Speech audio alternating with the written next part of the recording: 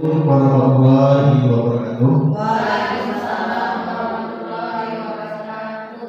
Yang terhormat Kepala Sekolah SMA Negeri 2 Bogor, Bapak Mukarminto SPD MSI. Yang terhormat Wakil Kurikulum Bapak Ahmad Nazari SID. Yang terhormat Wakil Sarana dan Prasarana Bapak Dimas Yadi SD. Yang terhormat Bapak dan Ibu guru sekalian,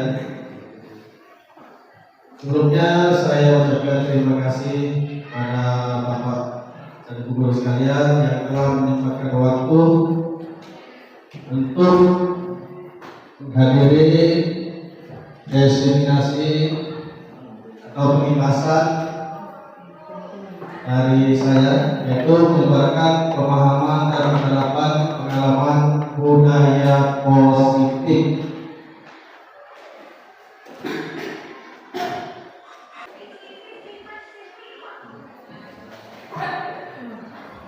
Baik ya, adapun konsep inti budaya positif ini yang pertama, perubahan paradigma belajar, disiplin positif, nilai-nilai kebajikan, kebutuhan dasar manusia, motivasi perilaku manusia, posisi kontrol guru, keyakinan kelas, segitiga restitusi. Yang pertama yaitu pembelajaran dengan paradigma baru. Nah, pembelajaran dengan paradigma baru ini merupakan pembelajaran yang dirancang berdasarkan pembelajaran berdiferensiasi.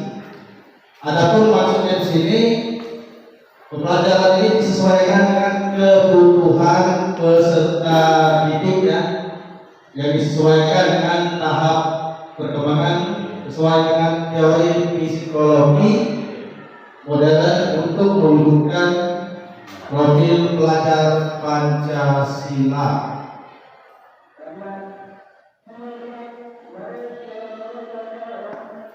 Nah, selanjutnya ini miskonsepsi tentang teori kontrol ya. Pada ini terbagi menjadi 4 ya. Yang pertama, ilusi guru mengontrol murid. Nah, pada dasarnya kita tidak dapat memaksa murid ya untuk berbuat sesuatu jika murid tersebut tidak mau untuk melakukannya. Nah, walaupun nampaknya guru sedang mengontrol perilaku murid, tapi sebenarnya murid itu mengizinkan kita untuk mengontrol perilaku mereka. Berikutnya, ilusi bahwa semua perbuatan positif, efektif, dan bermanfaat. Nah, di sini dalam jangka waktu tertentu kemungkinan murid akan menyadarinya dan mencoba untuk menggabungkan kita, atau bisa jadi ya menjadi apa ya, ketergantungan pada pendapat sang guru.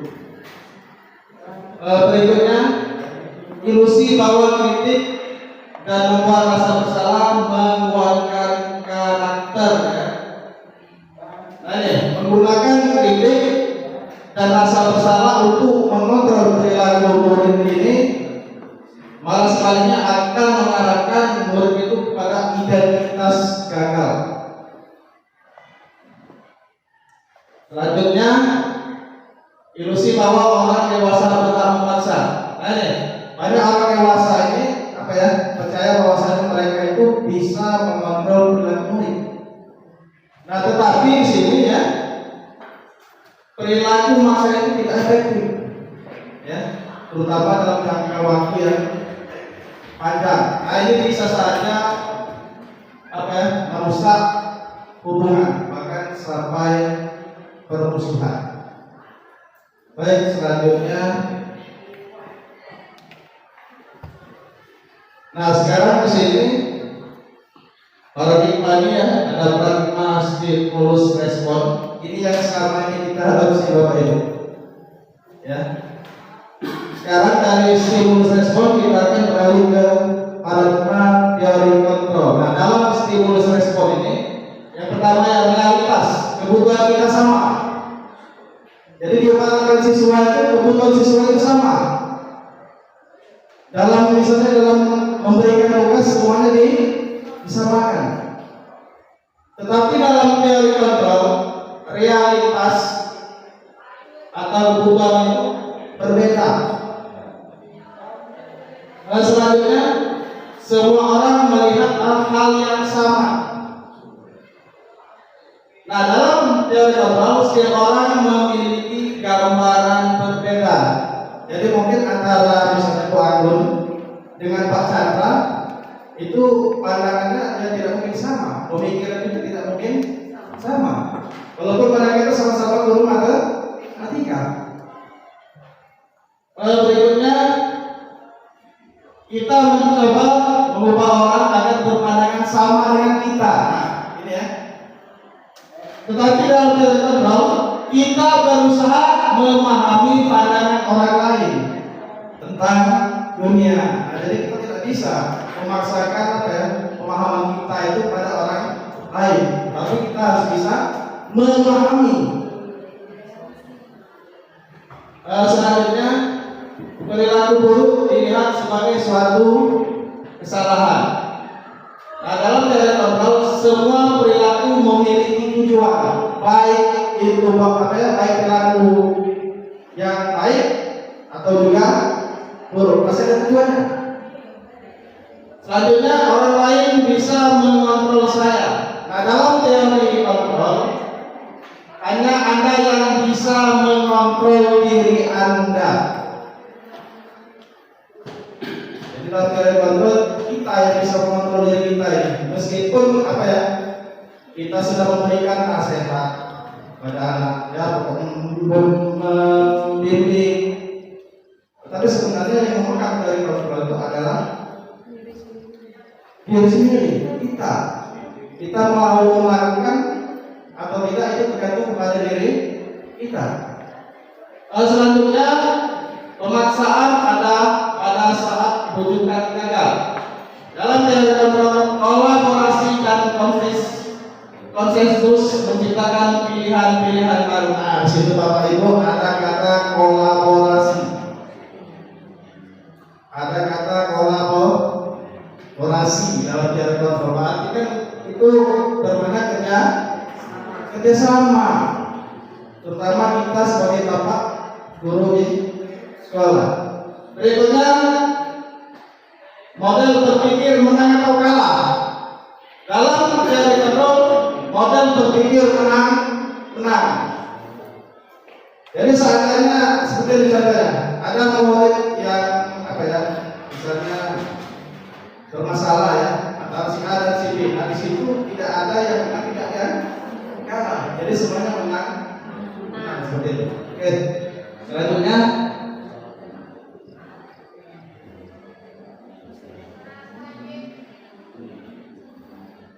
berikutnya yaitu disiplin positif ya. Nah, disiplin positif ini merupakan salah satu cara penerapan disiplin yang bertujuan untuk menumbuhkan kesadaran. Kesadaran di sini maksudnya kesadaran dari dalam diri atau motivasi intrinsik ya. Itu maksudnya.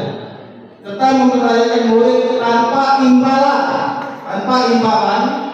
atau reward, penghargaan ataupun hukuman.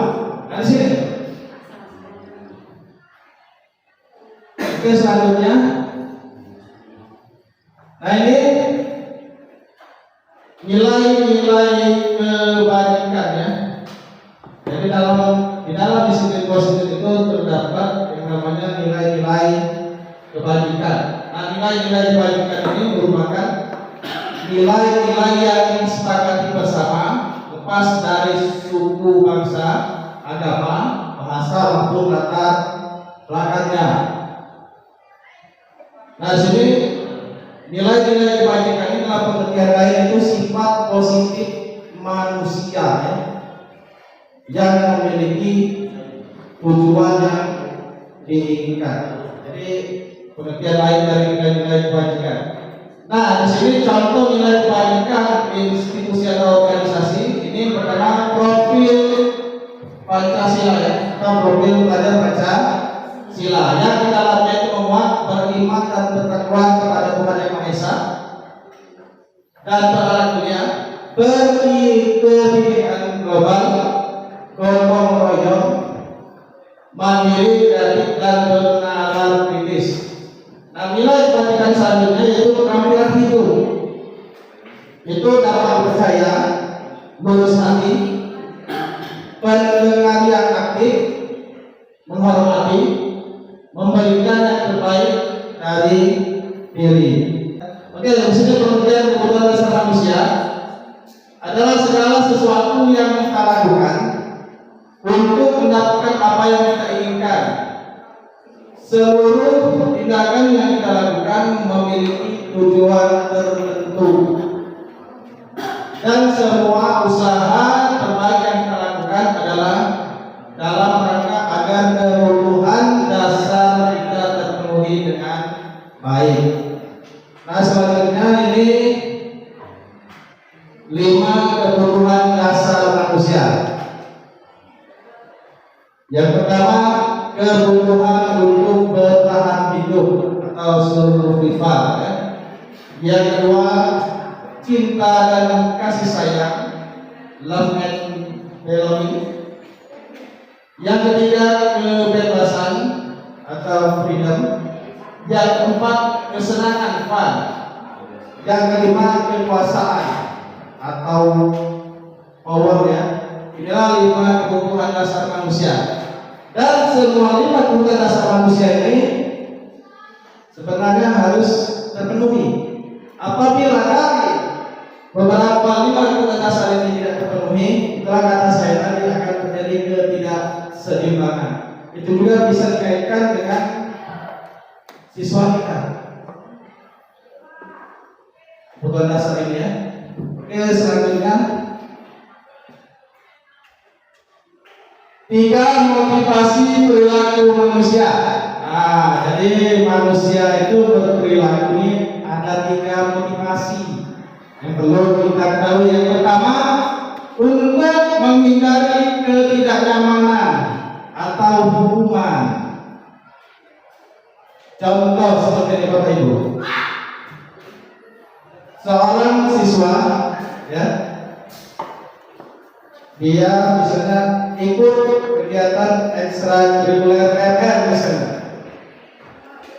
Sebenarnya dia tidak suka KMR, dia lebih suka ke ekskul misalnya sepak bola. Tapi karena dipaksa oleh guru harus ikut, jadi dia mau tidak mau ikut. Karena kenapa? Dia ingin menghindari hukuman. Kalau dia ikut, dia akan berpikir, wah nanti kalau saya tidak ikut ekskul KMR, saya akan mendapatkan hukuman. Itu motivasi utama ya. Sama saja kita pelatihan, mengikuti pelatihan karena takut dengan pimpinan, bukan karena motivasi sendiri. Nah, itu juga sama. Oke, selanjutnya untuk mendapatkan imbalan atau penghargaan dari orang lain. Nah, ini untuk mendapatkan imbalan atau penghargaan dari orang lain. Ini motivasi yang kedua. Jadi motivasi yang kedua ini, dia selalu bertanya, apa yang akan saya dapatkan apabila saya melakukannya? Seperti itu ya.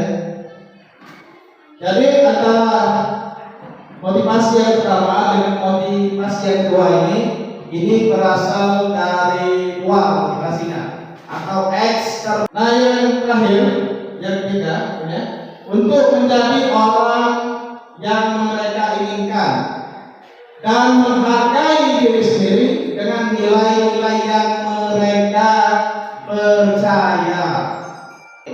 Yang memiliki motivasi seperti ini ya, Dia akan bertanya, saya akan menjadi seperti apa apabila saya melakukannya. Nah, motivasi seperti inilah yang harus ada pada diri kita, yaitu motivasi internal atau motivasi dari dalam diri. Ya, contoh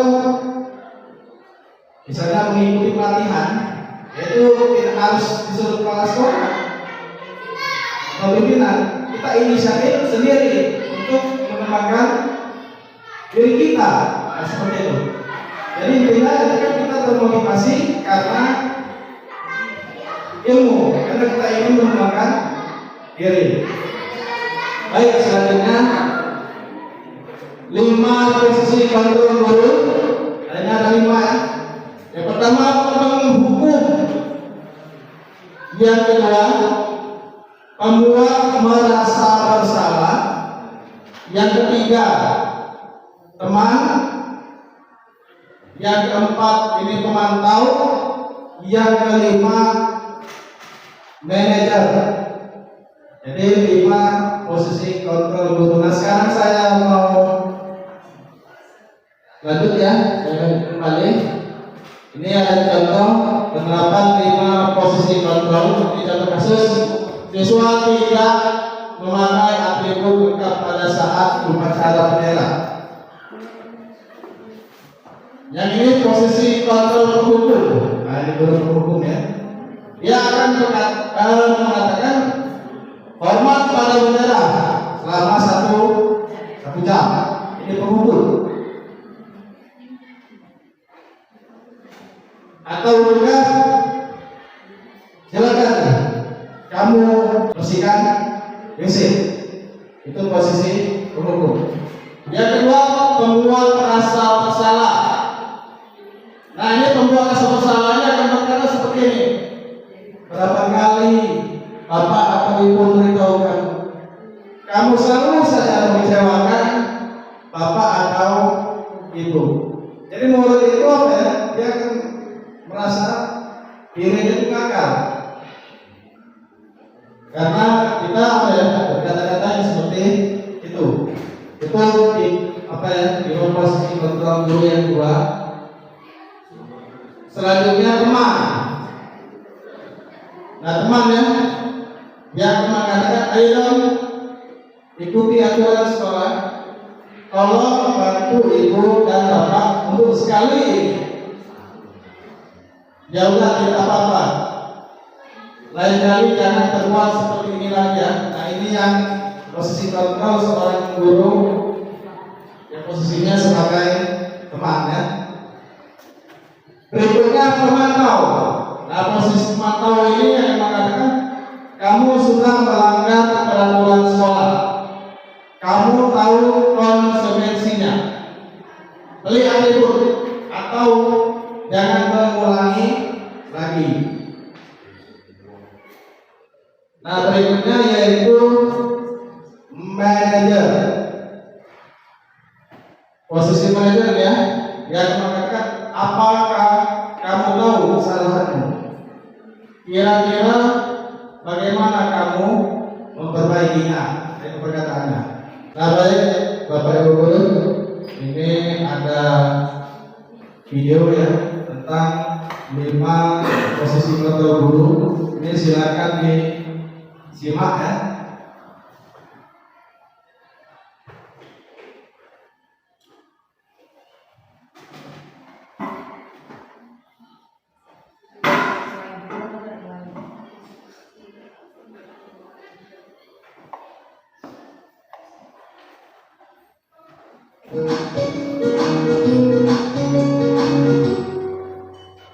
Salam bahagia Ibu dan Bapak Guru hebat.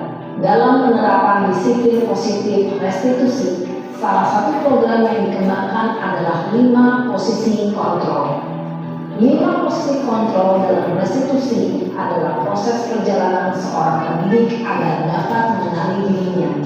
Pada video kali ini, kita akan membahas tentang 5 posisi kontrol yang dikembangkan oleh gaya dosen dan contoh penerapannya.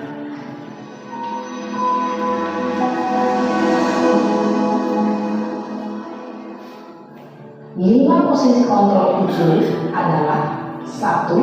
Posisi penghukum. 2. Posisi pembuat merasa bersalah. 3. Posisi teman. 4. Posisi pemantau atau monitor. Dan 5. Posisi manajer.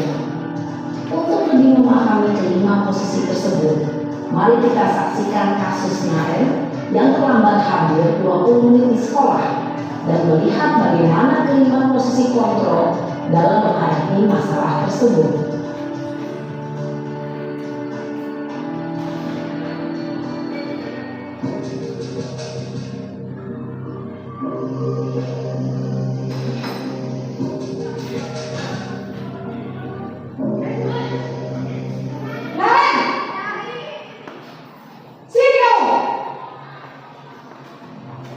Selamat pagi, Bu.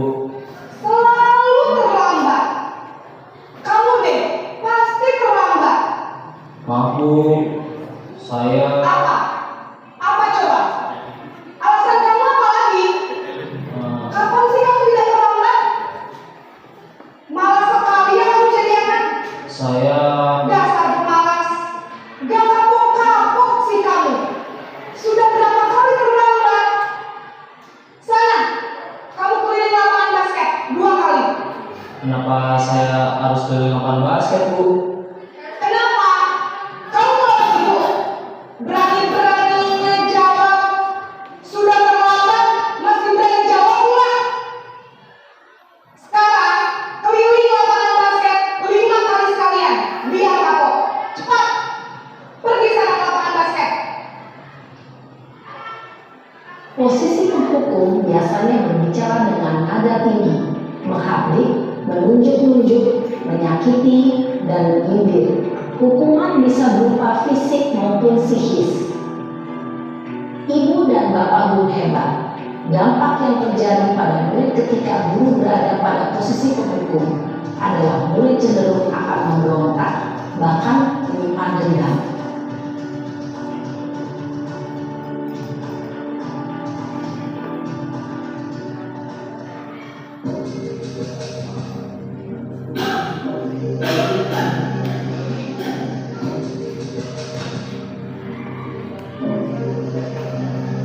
Naren,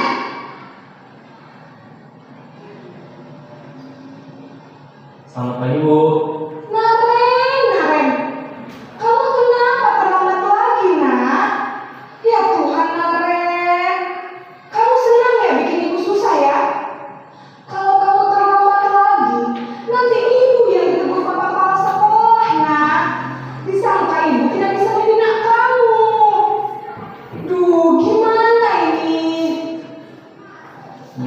Maaf, Bu. Duh, Gusti Naren. Kamu suka ya kalau ibu ditegur bapak kepala sekolah? Terus, sekarang ibu harus tulis apa ini di buku absen? Ini kamu sudah sering terlambat loh. Ibu harus apa coba? Maaf, Bu. Maaf sekali. Ya sudah, lain kali jangan bikin ibu susah lagi ya nak ya. Ibu tidak akan kuat lagi kalau kamu gini terus. Bisa jantungan kalau ibu ditegur bapak kepala sekolah. Sana cepat ke kelas. Maaf ya, Bu. Maaf sekali. Posisi membuat rasa bersalah berbicara dengan nada tenang, cenderung lembut, namun kata-kata yang diutarakan membuat murid merasa menjadi orang yang gagal, memandang buruk dirinya sendiri, merasa tidak berharga, dan tidak sanggup membahagiakan orang lain. Ketika guru mengambil posisi pembuat rasa bersalah, murid akan menganggap dirinya yang bersalah dan ia akan menyimpan emosi negatif tersebut di dalam dirinya.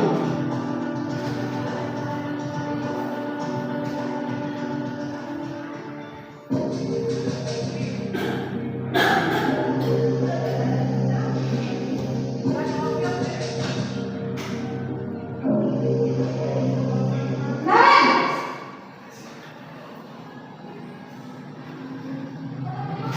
Selamat pagi, Bu. wah, sudah jam berapa ini nak? Terlambat lagi ya sayang. Iya, Bu. Habis minggu ibu saya lupa bangunkan saya, Bu.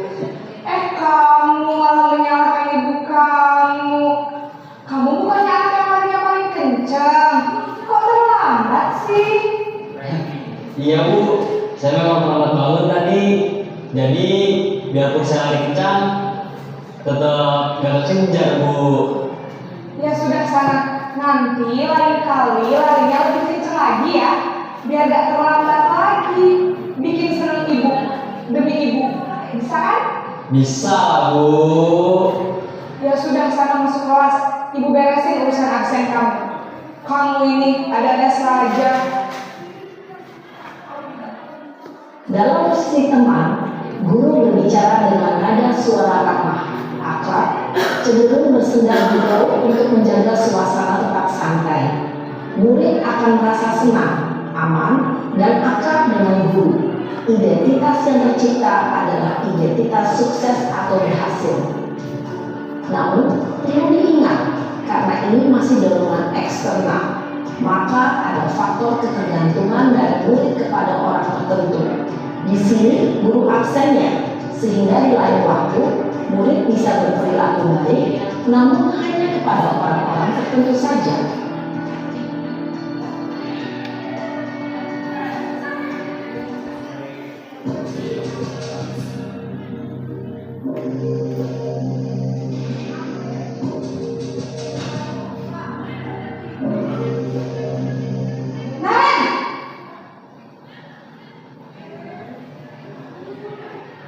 Selamat pagi, Bu. Naren, apa peraturan sekolah kita tentang jam berapa kita harus masuk sekolah, Nan? Kita harus di sekolah jam 7, Bu. Iya betul, sekarang sudah jam 7.20. Naren sudah tahu konsekuensinya jika terlambat hadir. Paham, Bu. Saya harus tinggal kelas pas jam istirahat selama 20 menit. Iya benar, konsekuensinya demikian. Jadi nanti jam 9.30 pas istirahat, kamu harus tinggal di kelas, kerjakan tugas tambahan untuk ketertinggalan kamu, ya? Baik, Bu. Posisi pemantau mengandalkan penghitungan atau data untuk mengontrol murid. Guru mengarahkan murid berdasarkan peraturan dan konsekuensi. Seorang pemantau menunjukkan bahasa tubuh dan ekspresi wajah yang datar dan cenderung formal.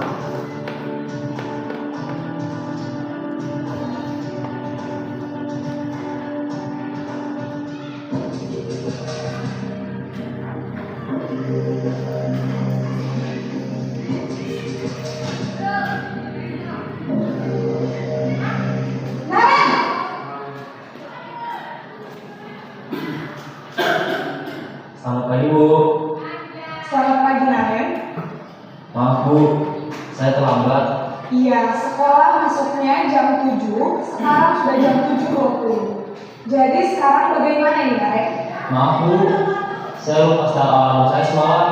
Baiklah, menurut kamu, keyakinan sekolah yang mana yang perlu kamu tingkatkan? Menghargai diri sendiri dan orang lain mungkin, ya, Bu. Setuju. Jadi, apakah Naren meyakini prinsip saling menghormati tersebut? Iya, Bu. Saya meyakininya. Apakah Naren bersedia memperbaiki masalah keterlambatan ini? Bersedia, Bu. Bagaimana kamu akan perbaiki masalah keterlambatan ini? Saya akan coba untuk tidak lupa menyetel alarm saya, Bu. Baik, kalau Naren lupa menyetel alarm di rumah, ada orang yang kira-kira bisa bantu mengingatkan tidak? Ada, Bu. Kakak saya, Kak Emma. Ada lagi selain Kak Emma? Selain Kak Emma, ada ibu saya. Baik, jadi yang mengingatkan Naren adalah Kak Emma dan ibu kamu ya? Kira-kira akan mulai setel alarm kapan nih, Naren? Setelah pulang sekolah, akan segera saya lakukan. Baik, jadi Naren akan setel alarm untuk bangun besok pagi dan akan diingatkan oleh kakak dan ibunda Naren ya. Ada lagi yang mungkin perlu dilakukan, Naren, agar tidak terlambat bangun lagi? Tidak ada, Bu. Baik, Naren, terima kasih untuk kerjasama kamu. Sekarang kamu perlu kembali ke kelas untuk belajar. Baik, Bu. Terima kasih. Posisi manajer adalah posisi kontrol yang disarankan untuk membimbing murid memiliki sikap disiplin yang positif, yaitu murid yang mandiri, bertanggung jawab, dan dapat memecahkan masalah. Tujuan dari posisi ini adalah agar murid dapat berefleksi atas tindakannya. Guru akan dengan tulus memberikan pertanyaan-pertanyaan bermakna, sehingga membuat murid dapat belajar dari kesalahannya dan mencari sebuah solusi untuk menyelesaikannya. Ibu dan Bapak guru hebat, setelah mengamati adegan kelima posisi kontrol tadi, kira-kira posisi mana yang paling ideal? Posisi mana yang dapat menunjang motivasi intrinsik murid? Ya, tentu posisi manajer. Posisi ini memang posisi ideal yang ingin dituju setiap pendidik. Pada posisi inilah, guru dapat menerapkan disiplin positif dan berpihak pada murid yang memerdekakan murid. Perjalanan seorang pendidik tentunya tidak mudah untuk sampai pada posisi seorang manajer. Namun, tujuan kita pasti, yaitu menciptakan murid-murid yang mandiri, merdeka, dan bertanggung jawab. Semoga penggambaran 5 posisi kontrol yang telah diperlihatkan ini dapat menjadi ajang refleksi bagi kita semua, agar dapat terus mengasah dan menerapkan disiplin positif yang memerdekakan murid. Mari terus berlatih dan bersemangat.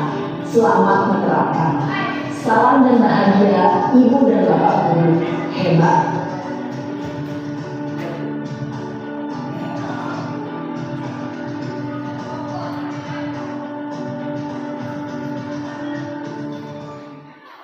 Baik Bapak Ibu, dari kelima posisi kontrol tadi, yaitu penghubung, pembuat rasa bersalah, teman, apa lagi?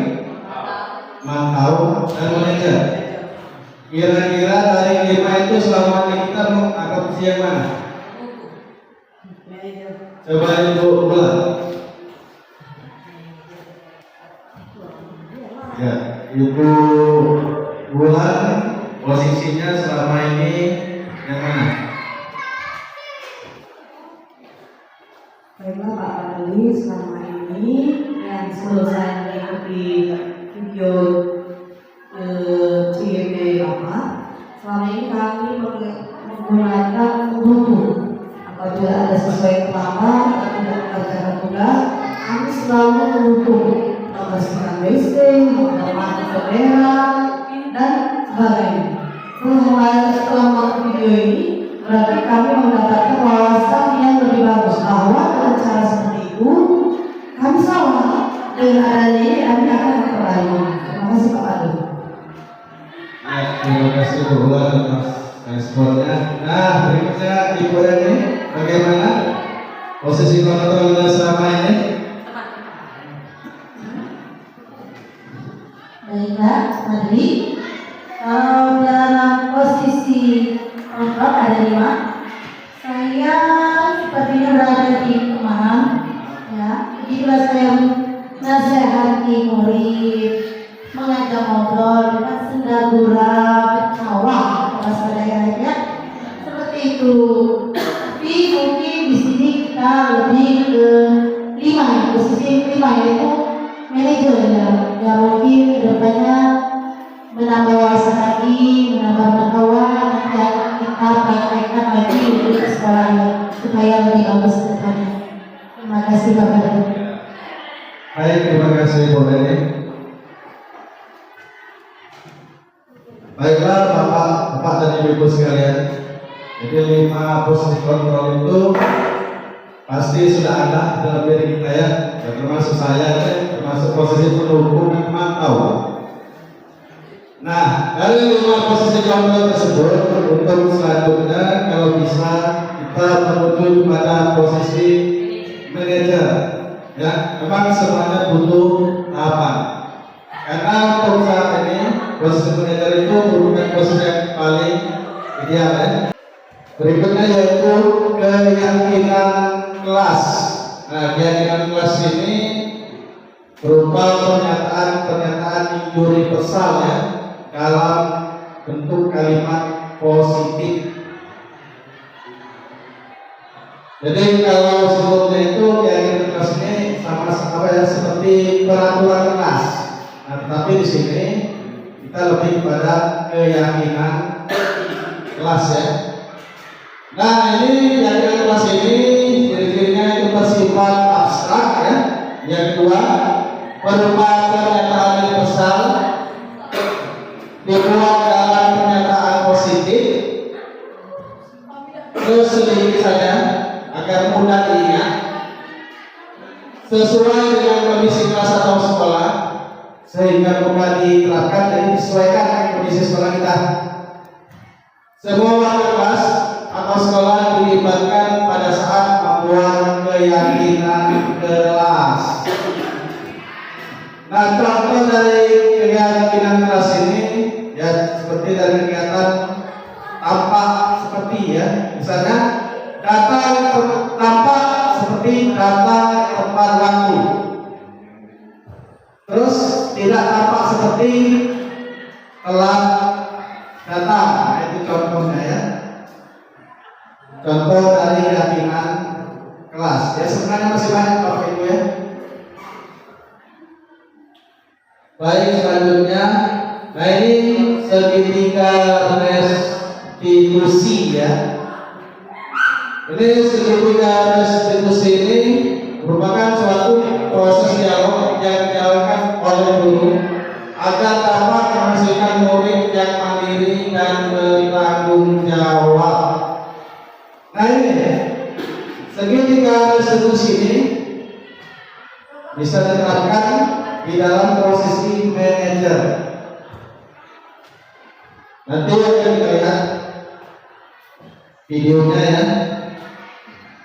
Oke. Nah dari apa ya segitiga restitusi ini terbagi menjadi 3 di dalamnya, yaitu yang pertama menstabilkan identitas, validasi tindakan yang salah, menanyakan keyakinan. Nah jadi ada 3 di dalam segitiga restitusi tersebut ya. Selanjutnya, nah ini pertama menstabilkan identitas. Nah ya, ini berdasarkan prinsip membuat kesalahan adalah bagian dari proses pembelajaran. Nah ini contoh kalimatnya, berbuat salah itu wajar.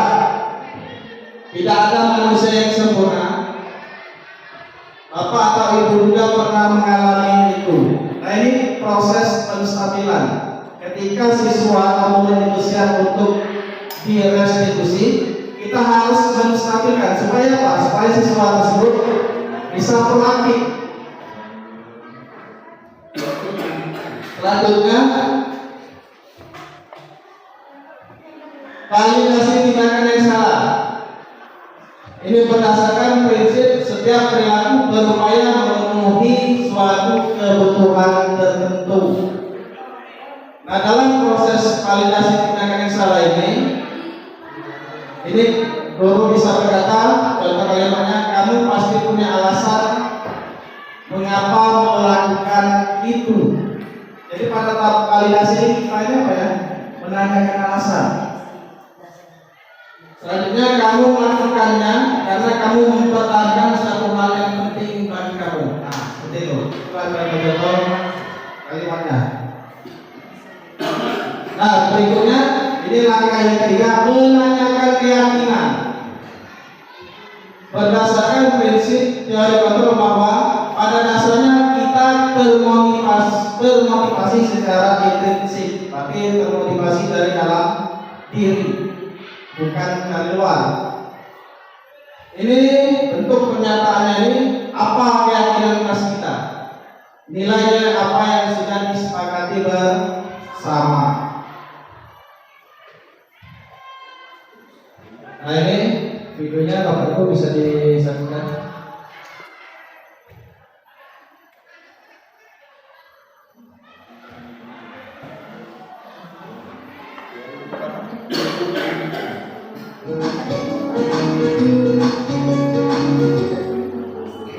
Salam dan bahagia.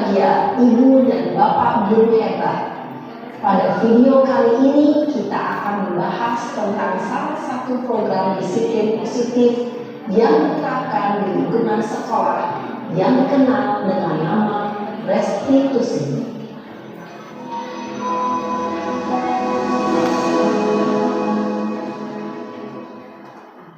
Restitusi dikembangkan oleh pakar pendidikan dari dosen, berlandaskan pada teori kontrol Dr. William Glaser. Segitiga restitusi adalah suatu proses dialog yang dijalankan oleh guru atau orang tua agar dapat menghasilkan murid yang mandiri dan bertanggung jawab.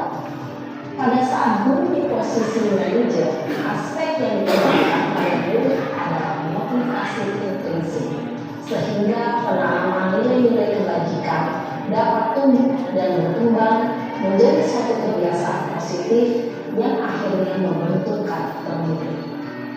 Proses dialog ini terdiri dari 3 langkah yang digambarkan pada ketiga sisi pada segitiga restitusi. Sisi pertama adalah menstabilkan identitas. Sisi yang kedua adalah validasi tindakan yang salah. Dan sisi yang ketiga adalah menanyakan keyakinan. Ibu dan Bapak guru, berikut ini akan ditunjukkan bagaimana seorang guru berada dalam posisi manajer menggunakan penerapan segitiga restitusi.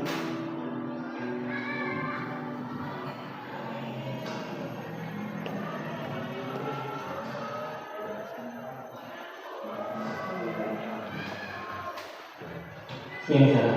Siapa? Sudah lama gak ketemu Sarah? Kenapa hari ini? Kesel Pak, kesel banget. Masa aku dikatain tukang fitnah Pak? Ya aku marah lah. Aku balik ke TPK di depan kelas. Kesel banget. Oh begitu. Ya pasti kamu marah dan kesal. Bapak juga akan marah apabila ada yang menuduh Bapak seperti itu. Kemudian pada saat itu kamu mau melakukan apa? Ya saya harus memakai mereka lah Pak. Kesel banget. Saya bentak-bentak dia depan teman-teman lain. Oh begitu. Pasti kamu melakukan seperti itu karena suatu alasan tertentu kan? Iyalah, masa saya diam saja Pak? Ya saya bela diri lah. Masa saya dituduh tukang fitnah?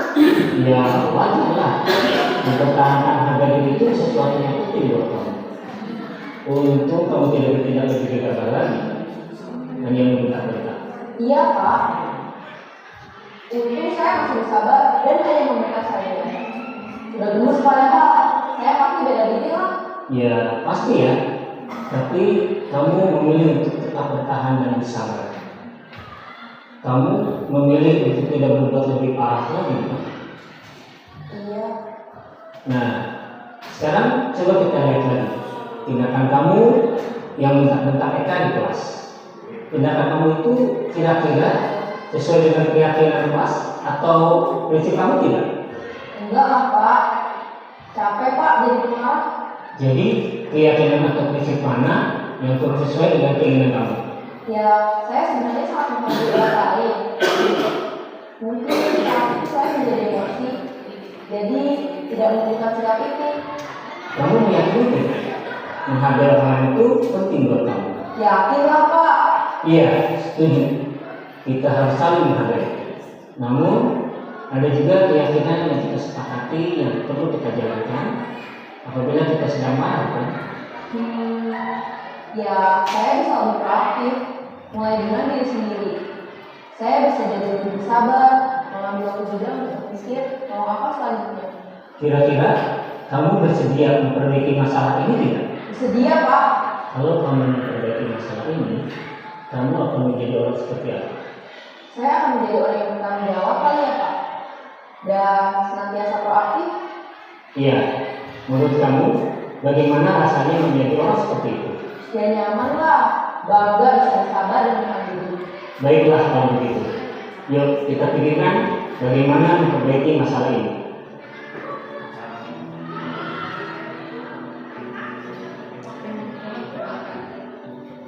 Ibu dan Bapak guru hebat, baru saja kita menyaksikan contoh bagaimana seorang guru berada dalam posisi manajer menggunakan penerapan segitiga restitusi. Mari kita bahas satu persatu. Pada sisi pertama, menstabilkan identitas berdasarkan pada prinsip bahwa membuat kesalahan adalah bagian dari proses pembelajaran. Sisi pertama dari segitiga ini berperan menggeser identitas murid dari identitas gagal ke identitas sukses. Murid yang sedang bertingkah laku yang tidak pantas atau menarik diri saat itu sedang mengalami identitas gagal. Bila kita mengikutinya, maka posisinya tidak akan berubah. Kita bisa mengajukan pernyataan-pernyataan ini. 1. Membuat kesalahan sesuatu yang wajar. 2. Manusia tidak ada yang sempurna. 3. Kita bisa memperbaiki masalah ini. 4. Saya tidak menanyakan kesalahannya.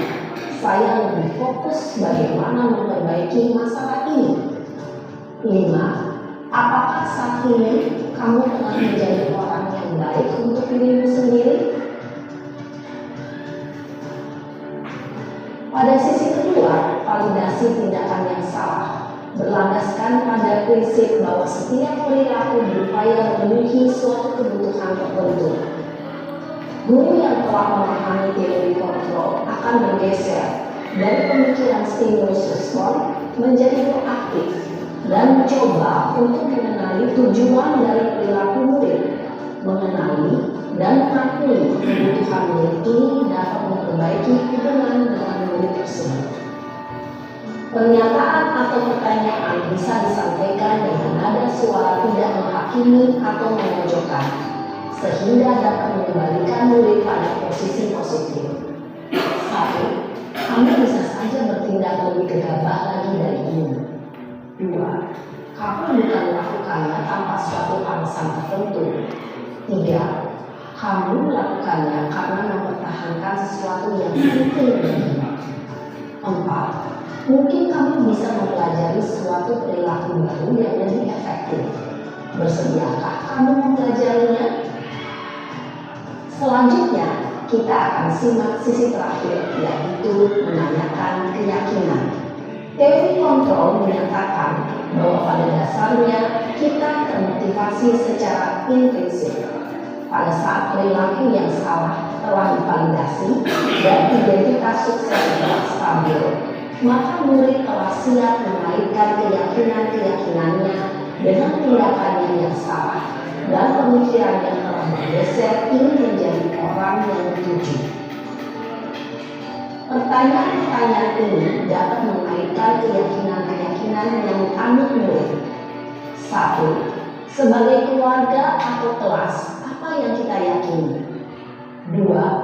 Nilai-nilai apa yang telah kita sepakati? 3.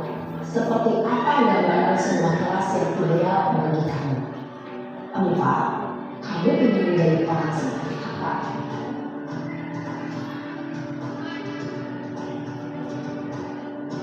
Dalam menerapkan segitiga restitusi, perlu diperhatikan beberapa hal, yaitu 1. Perilaku yang salah perlu dikaitkan dengan nilai-nilai atau keyakinan-keyakinan yang telah disepakati atau dituju. 2. Kesediaan orang yang melakukan kesalahan untuk memperbaiki masalah. 3. Pemecahan masalah sebisa mungkin relevan atau memiliki hubungan dengan masalah yang ada. 4. Usaha. Perlu adanya suatu usaha perbaikan dan pihak yang berbuat kesalahan. 5. Waktu. Perlu didedikasikan waktu dan pihak yang berbuat kesalahan.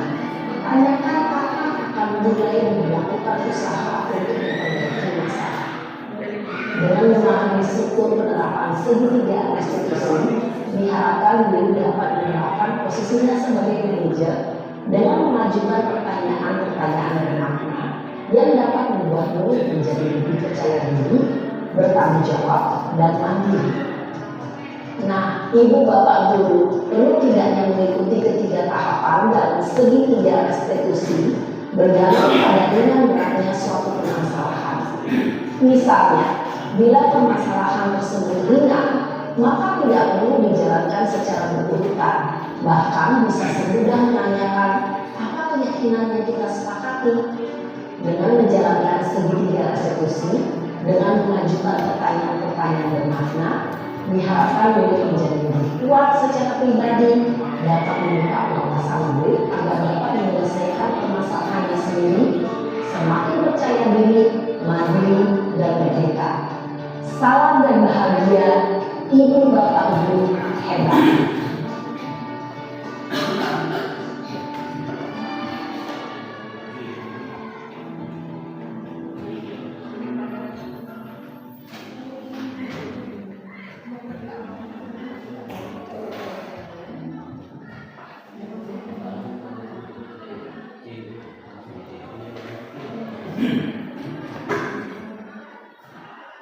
Baik, Bapak Ibu sekalian, itulah tadi contoh penerapan segitiga restitusi ya.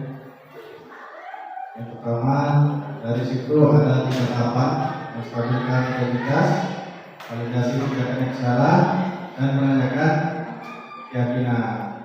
Semoga ini kita bisa menerapkan di sekolah kita ya. Baik, mungkin sampai sini saja penjelasan dari saya tentang budaya positif, dan saya akhiri. Wabillahi taufiq wal hidayah. Wassalamualaikum warahmatullahi wabarakatuh. Waalaikumsalam warahmatullahi wabarakatuh.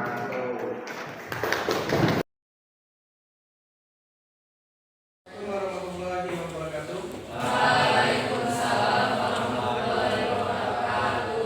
Selamat pagi. Baik, langsung saja ya. Pada hari ini kita akan membuat keyakinan kelas ya.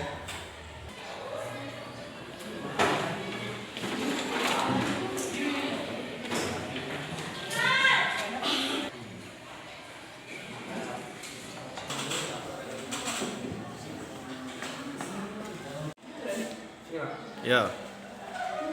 Pak sini ya, Pak.